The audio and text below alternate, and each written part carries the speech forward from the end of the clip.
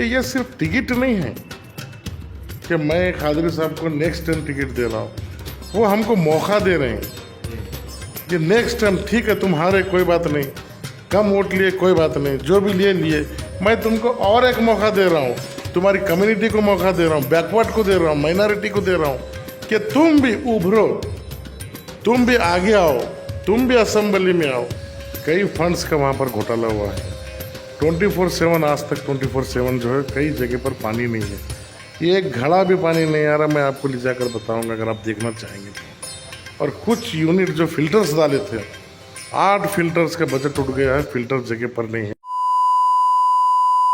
Hello everyone, आप देख रहे हैं मास मीडिया नेटवर्क अवाम की आवाज़। जैसा कि आप जानते हैं पूरे कर्नाटक में जनरल इलेक्शंस को लेकर तमाम पार्टीज तैयारी कर रही हैं और अपने अपने कार्यकर्ता जोशो खरोश में नजर आ रहे हैं। बात करें बसवा कल्याण की, तो बसवा कल्याण में एक सबसे बड़ी न्यूज़ जो कुछ दिन पहले हमें मिली वो ये थी कि जेडीएस ने अपने 90 से ज़्यादा कैंडिडेट्स का नाम डिक्लेयर कर दिया ऑफिशियली, जिसमें बसवा कल्याण के लिए बड़ी खबर ये रही कि बसवा कल्याण में मुसलमानों के ले लीजिए, दलितों के ले लीजिए, मराठों के ले लीजिए, हर दिल अजीज़ लीडर जनाब यसरब अली खादरी का नाम जेडीएस की पहली लिस्ट में शामिल हो चुका है। अब ये बात क्लियर हो चुकी है कि जेडीएस का कैंडिडेट बसवा कल्याण से कौन रहेगा। जो एक रूमर्स चल रहा था, जो कन्फ्यूजन चल रहा था कि क्या मल्लिकार्जुन खोबा को टिकट मिलेगा, कि यसरब अली खादरी को टिकट मिलेगा, या फिर कोई कैंडिडेट पैराशूट के जरिए बसवा कल्याण में उतरेगा, ये रूमर्स पे अब पाबंदी लग चुकी है।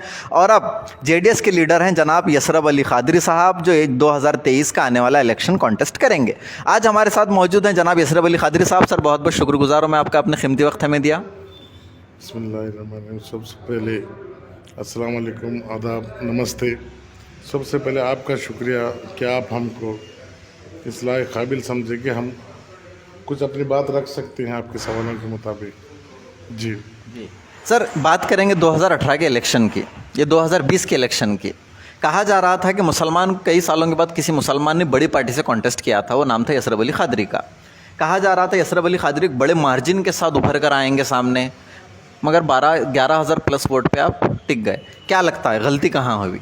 कार्यकर्ताओं की गलती थी, कैंपेनिंग ठीक से नहीं हुई, प्लानिंग स्ट्रेटजी नहीं बना सके, क्या मतलब था, क्या कहेंगे उससे? देखिए, सब में पहले यहाँ पर जब 2018 में जनरल इलेक्शन थे, पीजेआर सिंधे साहब आए, इलेक्शन फाइट किए, उसके बाद में चले गए।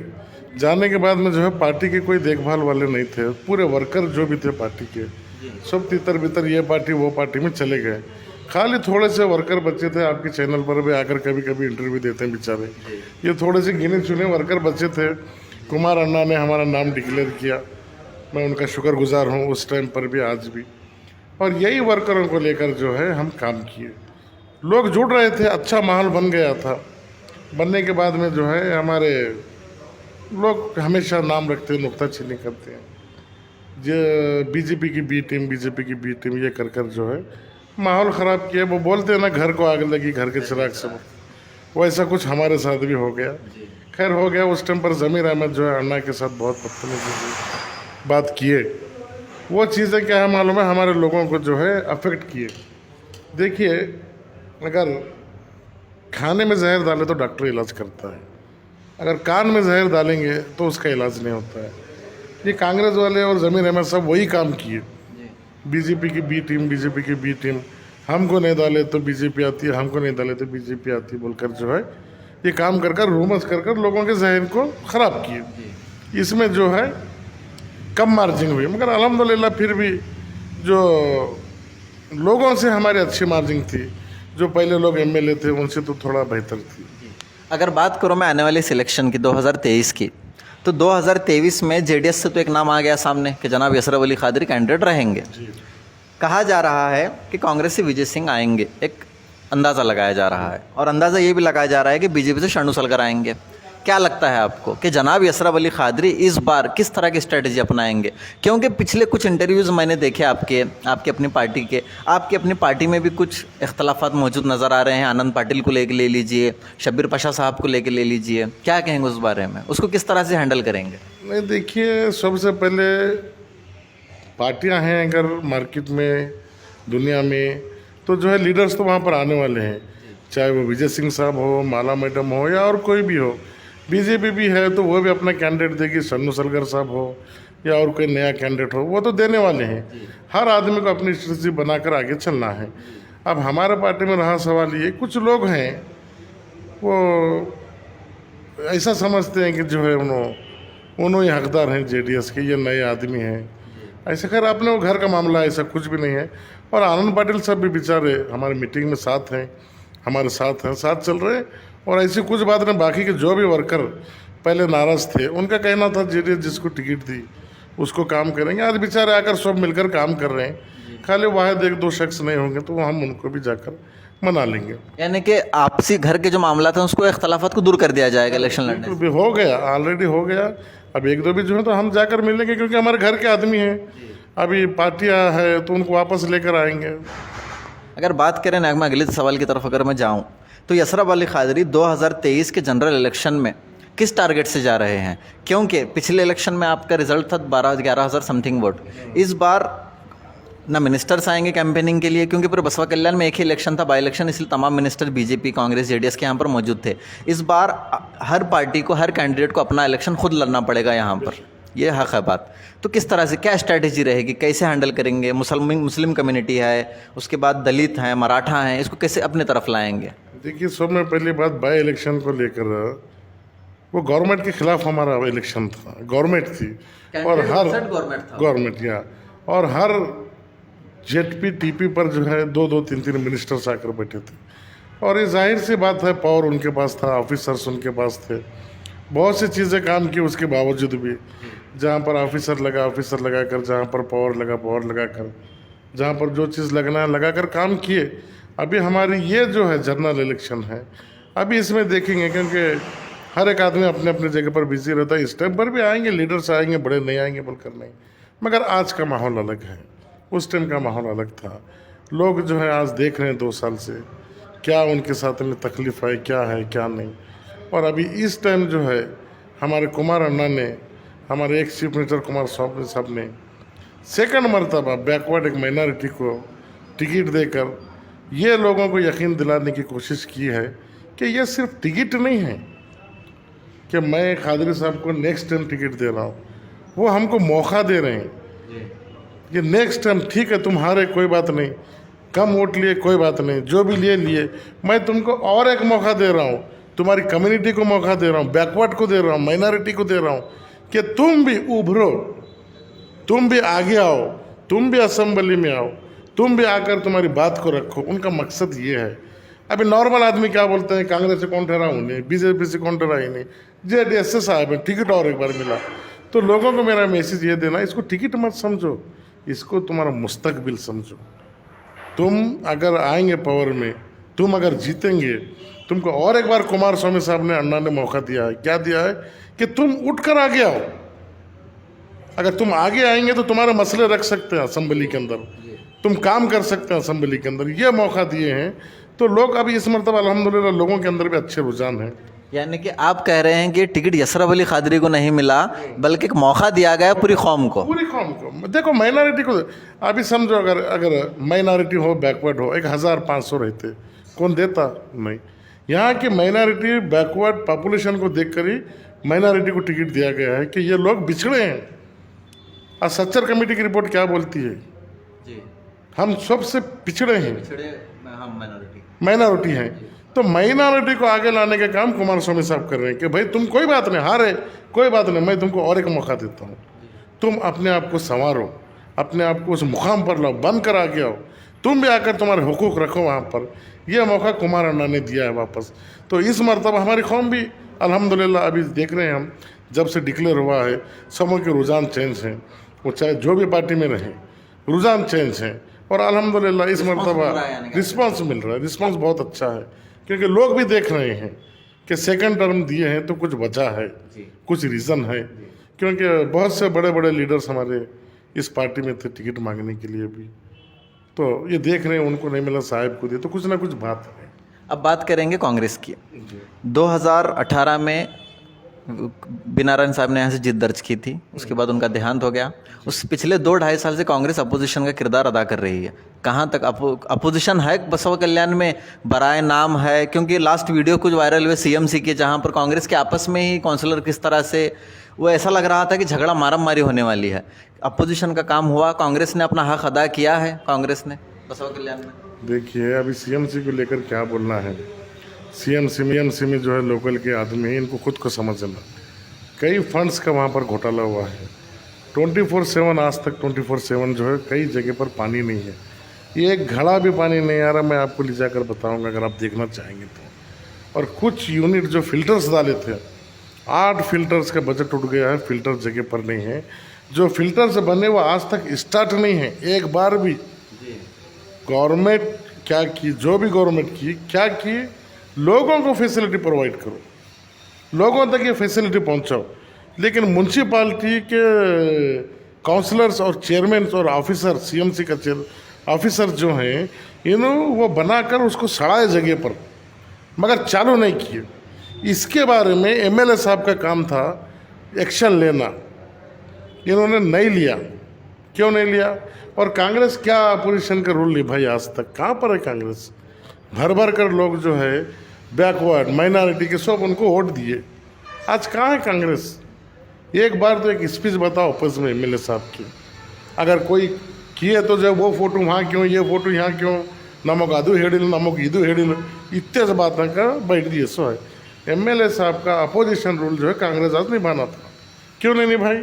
क्या लगता है? एक इंटरव्यू लिया था हमने लास्ट सीरीज में, उसमें जेडीएस के बहुत सारे लीडर्स थे, आकाश खंडाले, असदुद्दीन साहब, फिर दूसरी पार्टीज के भी लीडर्स थे। उनका कहना था कि कांग्रेस और बीजेपी बसवा कल्याण में मिले हुए हैं सीएमसी में।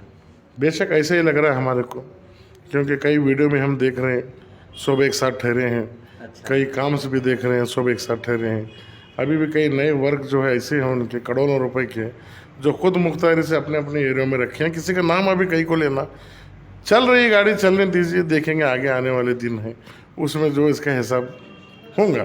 यानी कि आप कह रहे हैं कि बसवा कल्याण में कांग्रेस पूरी तरह से फेल हो चुकी है? पूरी तरीके से फेल है। बी नारायण साहब जब गए उसके बाद में बेचारे कोई भी काम देखिए, बी नारायण साहब थे उस टाइम पर, कुमार स्वामी साहब जो है चीफ मिनिस्टर थे, भरपूर फंड लाए और भरपूर कुमार स्वामी साहब भी दिए, क्योंकि बी नारायण साहब भी पहले जनता पार्टी से थे। वो मोहब्बत के तौर पर, हाँ वो मोहब्बत के तौर पर क्या है मालूम है, कई फंड दिए। उजलम के अंदर ग्राम सभा रखे, कौन सा सीएम आज तक रखा बोलिए? तो वही फंड आज तक यूटिलाइज हो रहे हैं। आज बीजेपी गवर्नमेंट क्या फंड दी, और ये फंड तो जो आए अभी वही काम जो ओपनिंग करे वही ख़त्म नहीं हुए। और कांग्रेस को इसको अपोजिशन में उठाना था ज़ोर से कि ये फंड कहाँ पर है, कौन काम लाए, कौन किए, ये वो भी नहीं कर रहे हैं। अपोजिशन का तो छोड़िए, अपने लीडर जो काम लाया उसके भी वो पीछे नहीं है, उसके भी पीछे वो बात नहीं कर रहे हैं।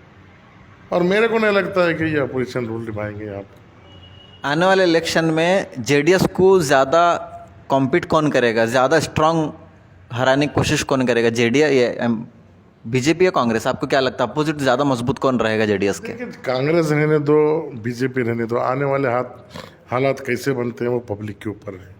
आज पब्लिक एमएलए साहब को भी देख रही है, एमएलए साहब के कामों को भी देख रही है, पहले के भी काम को देख रही है, और आने वाले भी जो लोग कैंडिडेट रहेंगे उनको भी देखेगी। उनको देखकर जो है डिसाइड करेगी पब्लिक, क्योंकि सब किसको कुर्सी पर बिठाना, किसको कल्याणी का जो है एमएलए बनाना, ये जनता के हाथ में है। अभी से बोलना ज़रा मुश्किल रहेगा, क्योंकि अभी तो सिर्फ एक टिकट डिक्लेयर हुआ है, आगे के हालात क्या बनते हैं उसके ऊपर ही रहेगा। कहा जा रहा है कि पंचरत्न यात्रा बसवा कल्याण आने वाली है, क्या डिटेल है उसकी, किस तरह का रहेगा? पंचरत्न देखिए, बिदर में जो है 3 तारीख को है, बिदर 4 तारीख, हुमनाबाद 5 है, बसवा कल्याण 6 तारीख को आएगी। एरिया कौन सा रहेगा बसवा कल्याण? बसवा कल्याण जब आएगी तो रायचूर से मुड़बी जाएंगे हम, मुड़बी से मटाले का हमारा प्रोग्राम है। उसके बाद में बसवा कल्याण आएंगे, आटो नगर होते हुए किले के पास जाएंगे, रैली निकाल कर हमारा एक अक्का महादेवी ग्राउंड है वहाँ पर प्रोग्राम होगा। उसके बाद में मोरखंडी के अंदर अन्ना कर नाइट हॉल्ट है, कोई गरीब के घर में जाकर रहेंगे। नेक्स्ट डे मॉर्निंग उठकर वो जो है वापस कोहिनूर पहाड़ से होते हुए अलंग को निकलेंगे। ये पंचरत्न का रैली का हमारा शेड्यूल है। हो सकता है कोई गांव ऊपर नीचे होगा, इसमें शेड्यूल चेंज हो सकता है, थोड़ा शेड्यूल चेंज हो सकता है। पंचरत्न के जो स्कीम निकाले वो बहुत अच्छे हैं, लोगों के बेनिफिट्स के लिए हैं। इसमें माइनॉरिटी के लिए, बैकवर्ड के लिए, इसमें कोई कास्ट नहीं, हर कास्ट के लिए, हर कास्ट के लिए कुमार अन्ना हमेशा हर कास्ट के लिए काम करते हैं। देखिए कुछ पार्टी बोलते हैं सबका साथ सबका विकास, वो तो आज हमको देखने में नहीं आ रहा है।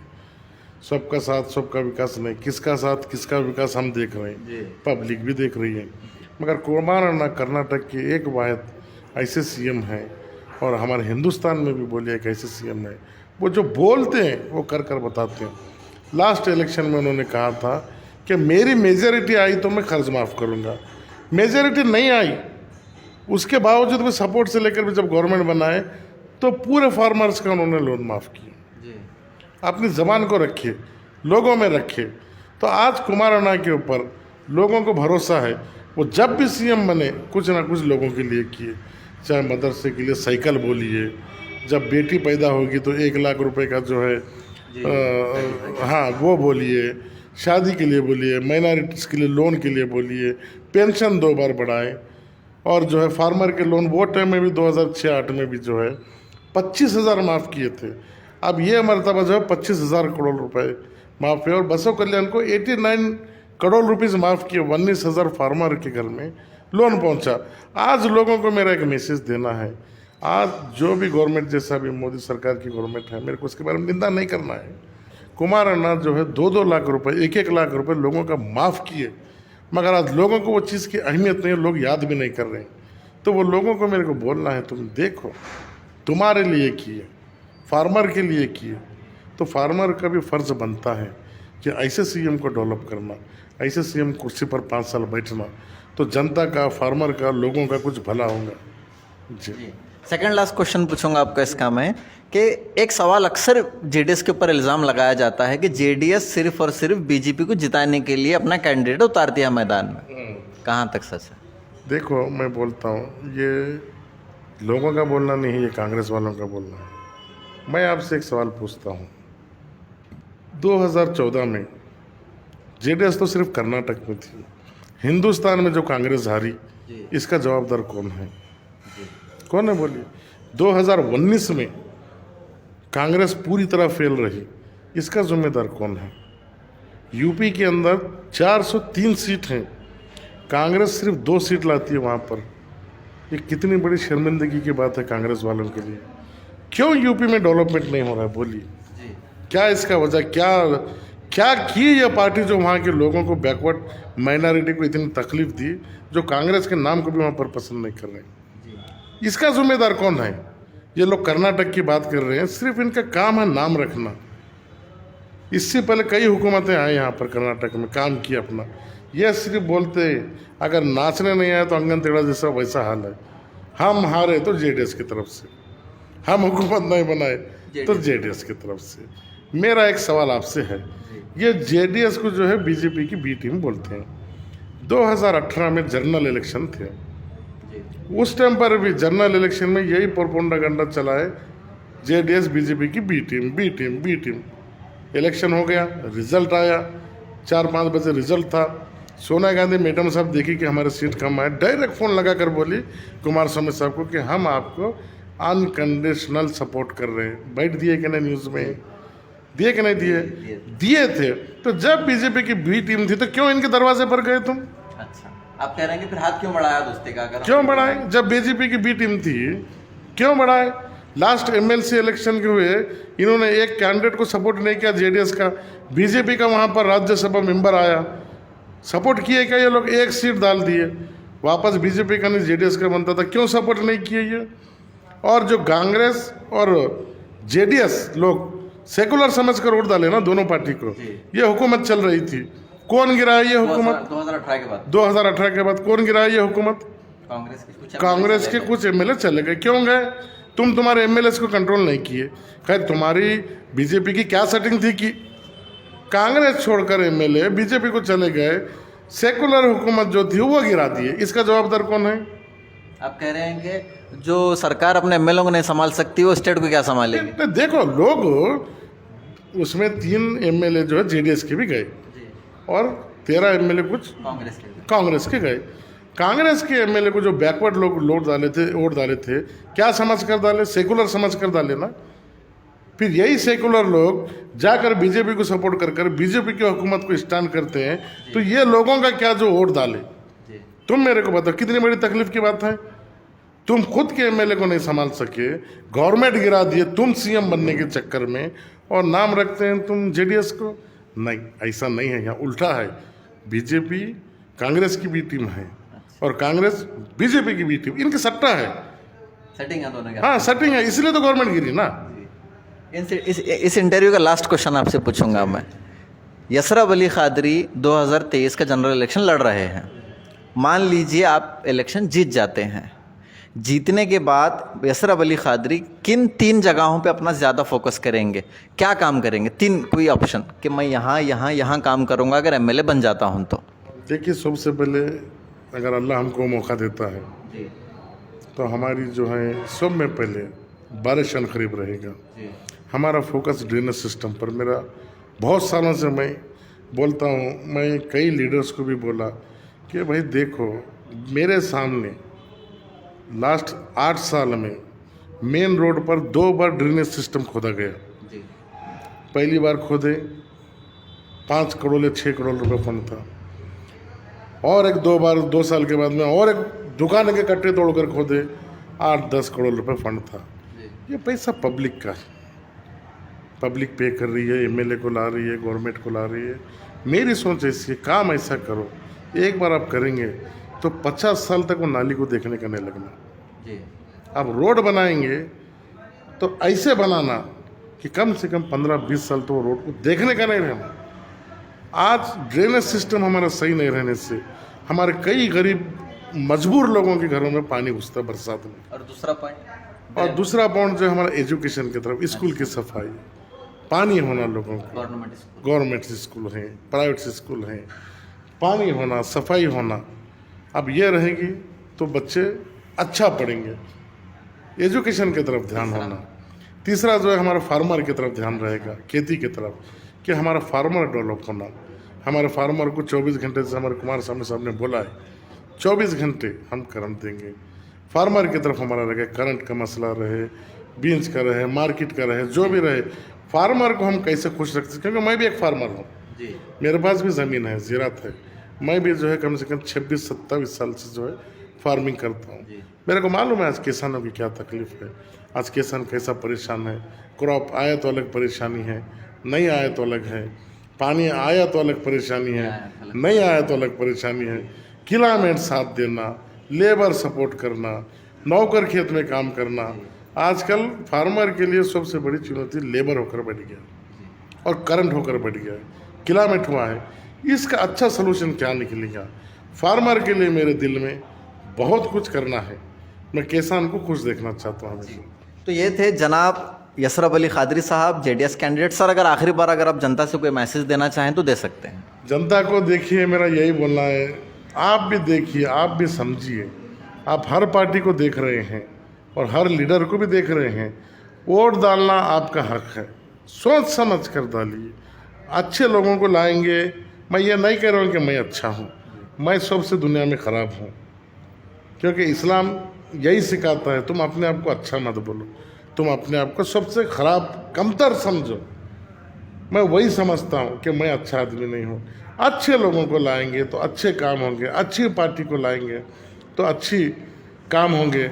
लोगों को ये भी सोचना चाहिए कि तुमको कौन टिकट देने वाला है बार बार। मैं स्पेशल माइनॉरिटी की तरफ मुखातिब हूँ। आज तुमको टिकट दिए, लास्ट टाइम दिए, आज दिए, अगर यहाँ पर फिर कुछ आप गलती करते हैं तो कौन सी पार्टी आपको कम से कम 50 साल 40 साल टिकट आपको नहीं देगी? क्यों? आपको टिकट की अहमियत ही नहीं। आप सिर्फ ये समझ रहे हैं टिकट को कि टिकट है। ये बस का टिकट नहीं है, ना ये रेलवे का इसका टिकट है। ये जो है विधानसभा जाने का टिकट है। ये जो कई माइनॉरिटीज़ के, कई बैकवर्ड्स के किस्मत का, काम का, कारोबार का, रोजी रोटी का ये टिकट है। ये एक परमिशन है जो तुमको अपनी परेशानियाँ, अपने हालात असेंबली में रखने का मौका देगा। अगर तुम्हारा लीडर पैदा होगा तो असेंबली में जाएगा। आज बहुत से लोग तुम्हारे खिलाफ हैं। आज माइनॉरिटी को, बैकवर्ड को डेवलप होने नहीं दे रहे हैं। आज कितने सीट्स माइनॉरिटी के तो हैं यहाँ पर बताइए कर्नाटक में। जहाँ पर माइनॉरिटी का पॉपुलेशन है वहाँ पर टिकट मिल रहा है, जहाँ पर बैकवर्ड का पॉपुलेशन है वहाँ पर टिकट मिल रहा है। अगर ये लोग हेल्प नहीं करेंगे तो कौन करेगा? इलेक्शन में आज बहुत से आम बात हो गई है, खर्चे चर्चे, इसके ऊपर लोग ध्यान दे रहे हैं। तुम आने वाले बच्चों के फ्यूचर पर ध्यान दो, अपने एजुकेशन पर ध्यान दो। यहाँ पर कारोबार का सोर्स पैदा होना, फैक्ट्रीज आना, कई काम बनना, लोगों को रोज़गार मिलना, कई गवर्नमेंट के ऐसे स्कीम है जो लोगों को मालूम नहीं है, जो कई ऑफिसर वो फाइल को फंड पास कर फाइल वहीं पर मुझकर रख देते हैं, ये लोगों तक पहुंचते भी नहीं हैं। तो हमको जो है काम एक अच्छा करने का हमारा इरादा है, हमको मौका दीजिए, समझिए, वक्त को समझिए, हालात को समझिए, सोच समझ कर आप डिसीजन लीजिए। फिर और एक बार मैं आपका भी जो है मैं बहुत बहुत शुक्रगुजार हूँ, और तमाम जनता का भी। अस्सलाम वालेकुम, आदाब, नमस्ते। ये थे जनाब यसरफ अली खादरी साहब, बसवा कल्याण से जेडीएस कैंडिडेट 2023 के जनरल इलेक्शंस को लेकर। तो इसी तरह की खबरों के लिए बने रहिए हमारे साथ, हम लगातार इलेक्शन के अपडेट आप तक पहुंचाते रहेंगे और ये बताते रहेंगे कि कौन सा लीडर आपके कितना करीब है, किसके क्या क्या प्लान्स हैं, स्ट्रेटजी किस तरह की है। तो इसी तरह खबरों के लिए बने रहिए हमारे साथ और देखते रहिए मास मीडिया नेटवर्क, अवाम की आवाज़।